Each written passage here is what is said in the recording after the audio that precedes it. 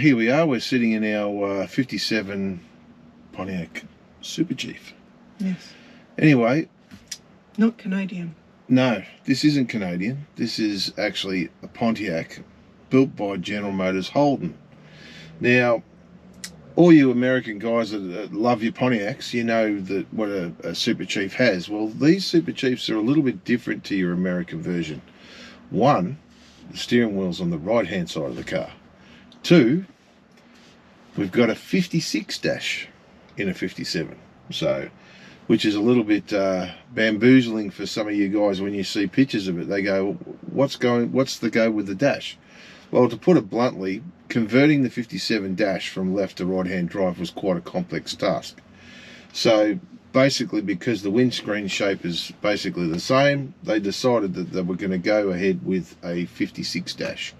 So all the instruments are 56, but they're bare bones. These cars in Australia, no heaters, no air conditioning, no, we sweat and we freeze, no power steering, no, we got muscles, no power brakes, no, we got leg day, can't miss that. That's right. And no automatic transmissions. No, we change gears like real men, right? Yep, that's right. And because it's the same transmission, the 3-speed transmission is the same. It's what they did is they made their own cast housing for the gearbox and had the selectors, basically got your left-hand drive gearbox and flipped the selectors from one side to the other side. So it's the same box, just selectors out the other side. And another difference is the pendulum system to run the clutch pedal is a little bit more complex, because obviously the clutch pedal is sitting on the left side of the tunnel, or to the right side of the tunnel, but on the left side of the right side of the tunnel. So it made it a little bit complex for setting up the geometry for the clutch pedal. Now, these are a lot different in the suspension as well. The suspension predominantly is the same, but they're higher. They're 2 inches higher than an American Pontiac. Is that because our roads are worse? Well, most of our roads back then were dirt. Yeah. So Australia's a very big country with a very small population, and as you can imagine, to pay to build all those roads in a short amount of time is going to bankrupt the country. So we put a lift kit in the Pontiacs back in the day so that we could drive on the dirt. That's right. So these were taller. They had a thicker packed rear leaf spring package. These cars were bought by a lot of farmers and a lot of people that wanted to tow very big machinery or trailers. So they were just a workhorse. Most of the people that bought these, they used them as a workhorse. This car in particular used to tow a massive, almost ocean liner behind it for their holiday every year, and it still has the big heavy duty tow bar on the back of it.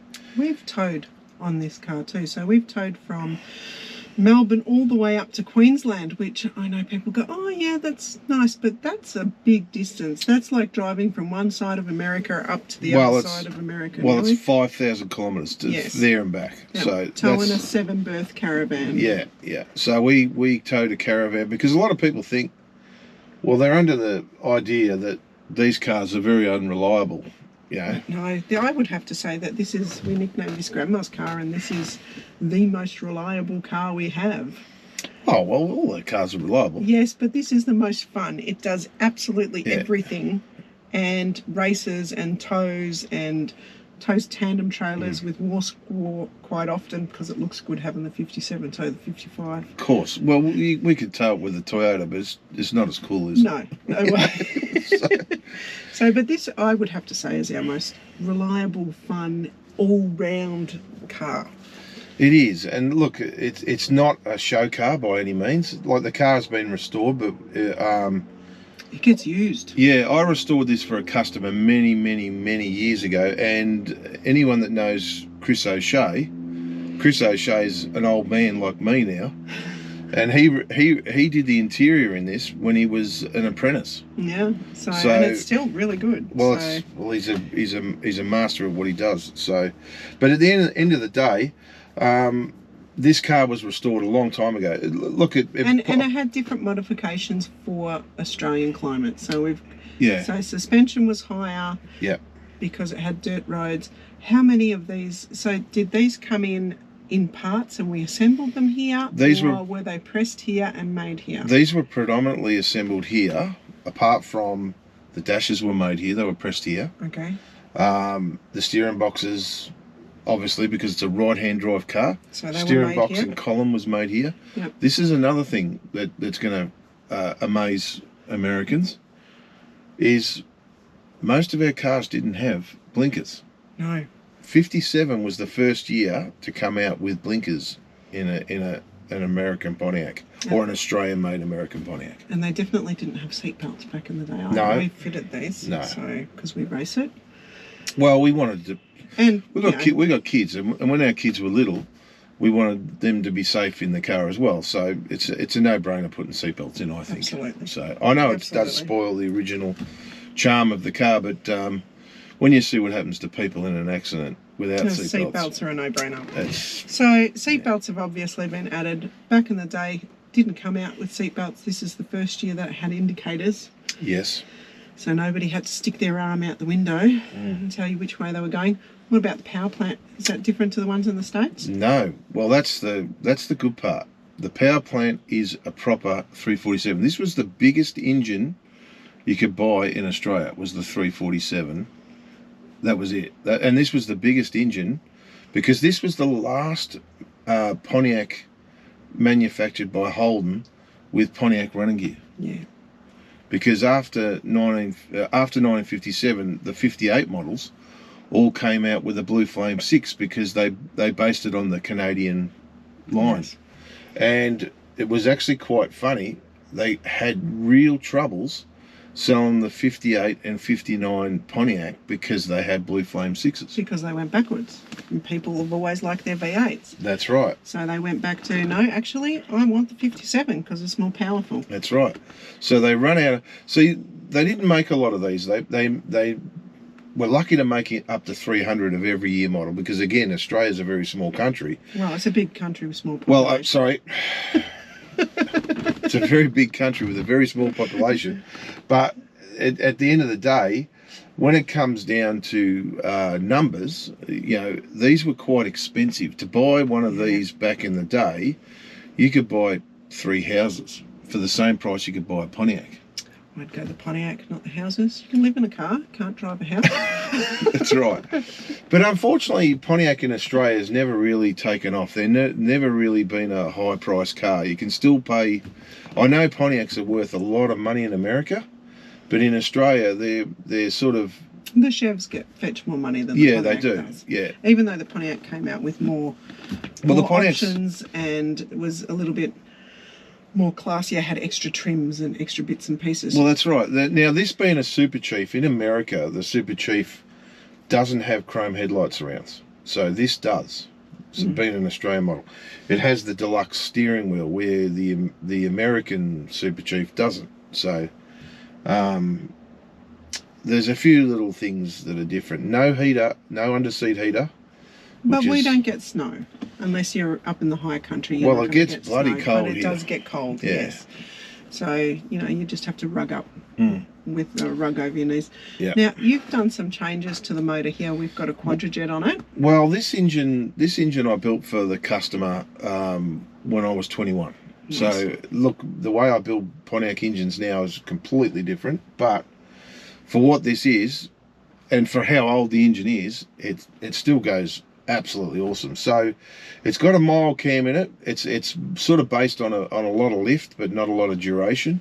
The total running gear assembly is all original Pontiac, obviously been rebuilt and balanced, and all the little machining problems have all been fixed. It's still got original valves, hence the reason why I don't turn the engine past 4,500 RPM. The rotating assembly has still got cast aluminium pistons. Again, the reason why I don't turn it past 4,500. But it makes all its power before then. It's got an 850 CFM quadrijet on it, which is borderline on a little bit too big. but it works. It works really well, and It has a wicked torque curve. Pontiacs make great Yeah, foot pounds. it's immediate, and there it is. Yeah, a lot of people say, "Oh, why don't you put a 455 in it or something like that?" But you know what? Anyone can do that. That's easy. Or put an LS in it, right? Like, I even hate saying the word, but anyway. So, It's better than a Barra. well, a lot of Americans don't know about the Barra engine. It's a pretty powerful 6-cylinder that we have here in Australia. That's not going to happen in this car. At any rate, Yeah. You've put the quadrojet on it. You've kept my oil bath air cleaner. So the oil bath air cleaner, which you can see on one of our YouTube videos from a few years ago, you and Alan made it. Yeah. We actually made it for Alan's 56, but then Alan, being the sweetheart he is, gave it to Mum for Mother's Day because this is Mum's car. Yeah. So and we had it all powder coated. So these in Australia originally came out with a 2-barrel. So. And that was it. You couldn't get anything else. 2-barrel, that was it. But these could be ordered in from America as a left-hand drive car, and then they were converted by Stack Engineering. So there was a limited amount of 4-door pillars that came into Australia. I don't know if there was any Bonnevilles. I'm not really 100% sure because they were ordered by General Motors Holden into the country, and a lot of executives and salespeople had them, but as to where they've gone or whether they even existed, I'm not really 100% sure. But there's a few other little changes that we've done to this. Like, it's still got the column shift here for the manual, but we've actually got a Turbo 700 behind the engine. So I know I said before that they came out with a manual for men, but this is a girl's car, so therefore it's got an auto. And I like to eat my cake and eat it too, so I like to race in it and have overdrive for long trips. Yeah, well, look, this has still got the original. In Australia, a lot of them had lower gear sets in them as well, but this originally had 336. That was the gear ratio. So it's now got 308 gears in it. The reason why we've got 308 gears is we do a lot of towing, and when you're towing and you want to do 110 kilometers an hour, which is our fastest speed limit here in Australia, if you want to do 110 kilometers an hour, you don't want the engine revving hard. So 308 diff gears was the option, and obviously being Turbo 700, you can't tow in overdrive, so we just whack it back into third. We press the lock up on the converter, and then we just cruise. Yeah, we've also, because we tow so much with this car, we've also got a red arc towing. Yeah. Electric brakes. Yeah. Look, the brakes in this are still drum rear. We've got a Series 3 Sure Grip diff in the back, but we've altered the brakes in the front. So yes, now this is a little bit different for you, because I know there's a kit available in America, but look, I'm a bit particular when it comes to how the car looks. So I know it's great to put mag wheels and stuff on cars like this, and it does give you a different look, but I'm particular. I like to have it looking that original factory charm, but I want the car to handle and go really well. So, but also I want it to stop. So what we've got is we've got a cross-drilled and slotted disc brake front end in this car. We've got heavy-duty sway bars. The sway bar on the front of this car is 1.25 inches, and anyone that knows Pontiac sway bars, they're quite small on these. So we had that custom made. Yes, we had a custom made here in Australia. There was nothing available in America. It's got a rear sway bar. The sway bar on the rear is actually from a 9-inch Ford for an Australian XY Falcon. XY Falcon, would you probably say? Well, it's like an American Falcon. So, and that we've got mounted to the chassis in this car. So, because a lot of people will be surprised by this, but we actually race this car. Yeah. It handles well, it stops well. Yeah. And that's why we called it Grandma's car, because it looks like Grandma's car's going to church on Sunday, but the church she's going to worship at is the God of Horsepower. That's right. So you get her out on the track with her white wall tyres, and she handles and turns and stops. So we got white wall tyres on it, quite a wide white wall, the widest we could actually get to fit on the rim. But it's a radial. It's not a cross ply. So it actually handles really, really well and grips really, really well. So we had at one stage we had some thin white walls on it, but the car was so sketchy to drive. It was. I think they were very nylon-y. So every time I shifted it into second gear, it would sideways. chirp the tyres. Yeah. So because the gearbox has got quite a it's a Corvette. in it. Yeah, the transmission's a Corvette Turbo 700. Turbo 700, and it's been modified. Yes. So it's got quite an aggressive shift. But that's what we want. We want this thing. The best part is you lift the bonnet, no one suspects it. They don't even look twice. They just look at the engine and go, "Oh, that's a nice original 347." Nobody suspects it's got disc brakes on the front because it's got the full dress hubcaps on it, and steel rims, and it just looks like a little old lady drives it. And I suppose one day I'll be a little old lady driving it to church. But the best part I'll is still be racing. we pull up beside people at the lights and they look at the car unassuming because it's fairly quiet. Yes. And then the lights go green and we absolutely leave them in the dust. And they don't suspect it to take off as fast as it does. There's a lot of little things on this car that are different to an American Pontiac. Like we've got a lot of Australian Holden parts on the car, like the NASCO rear vision mirror and a few little bits and pieces. And I'm sure you Americans will look around this car and you'll pick things that you'll see that we don't know about that are different.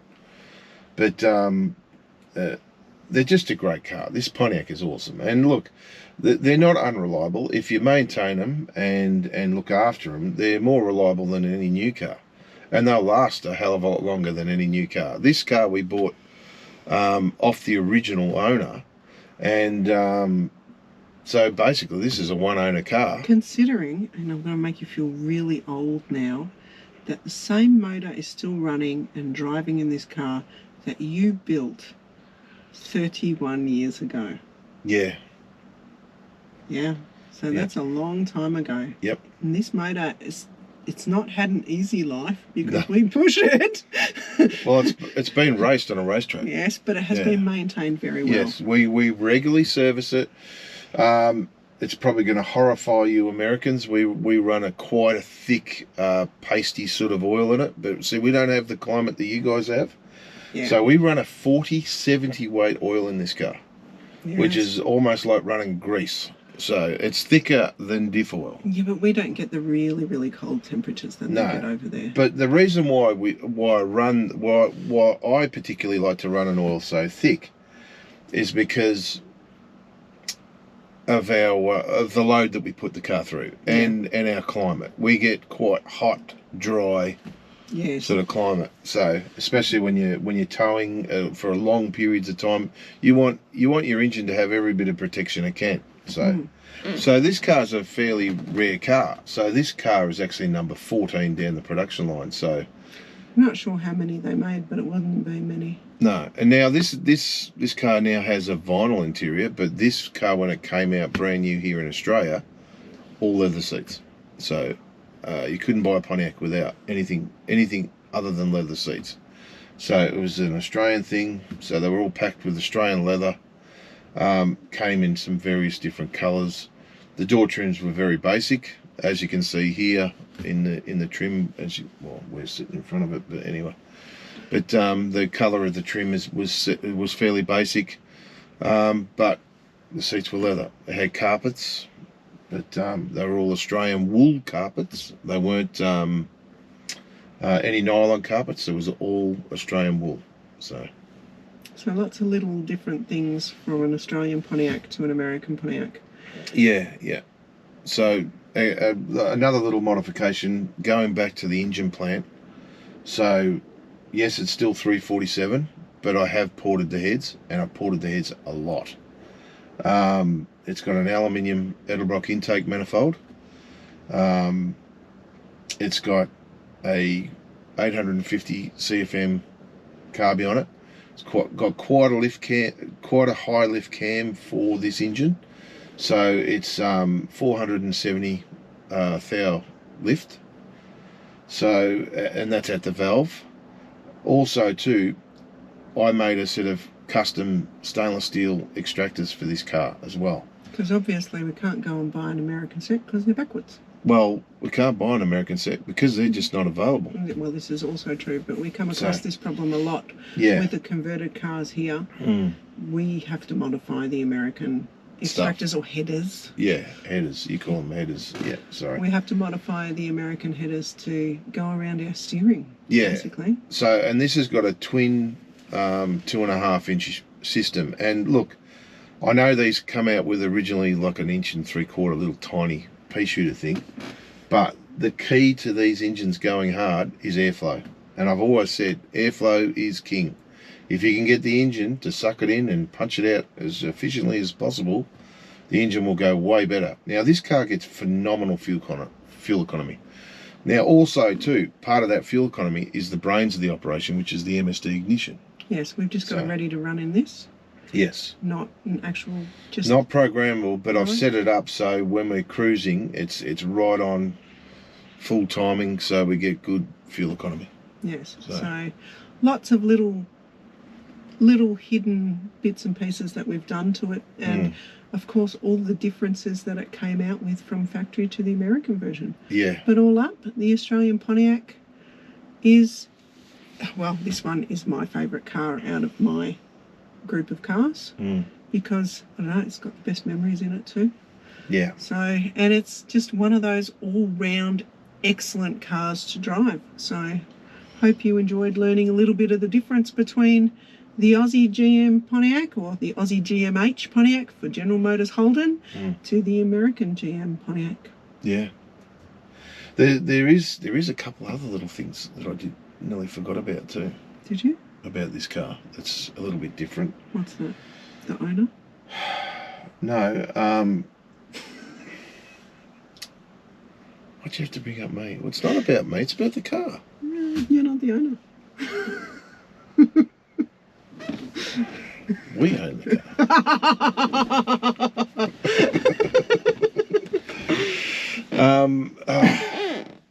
If you like this video, don't forget to click like and leave a comment.